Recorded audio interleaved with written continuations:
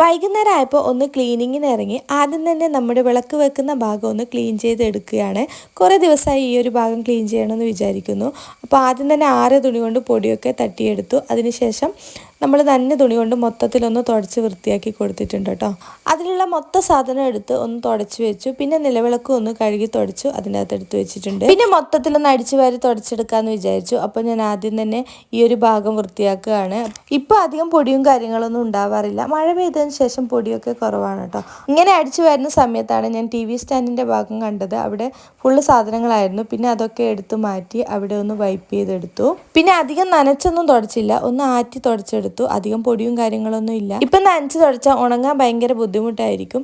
അപ്പം ഞാൻ നല്ലപോലെ ആറ്റിയിട്ടാണ് കേട്ടോ തുടക്കുന്നത്. നമ്മുടെ വരാന്തയിലുള്ള ഈ ഇരിക്കുന്ന സ്ഥലയിൽ ഞങ്ങൾ ഇരുത്തി എന്നാണ് പറയുക. അപ്പോൾ ഇതിൻ്റെ മുകളിൽ പൂച്ച കയറാറുണ്ട്. രാത്രിയൊക്കെ പൂച്ച അതിൻ്റെ മുകളിലാണ് കിടക്കാറെന്ന് തോന്നുന്നു. ഫുള്ള് രോമവും കാര്യങ്ങളൊക്കെ ആയിരിക്കും. അതുകൊണ്ട് തന്നെയാണ് ഞാൻ തുടക്കാൻ ഇറങ്ങിയത്. അധികം ചെറും കാര്യങ്ങളൊന്നും ആയിട്ടൊന്നും ഉണ്ടായിരുന്നില്ല.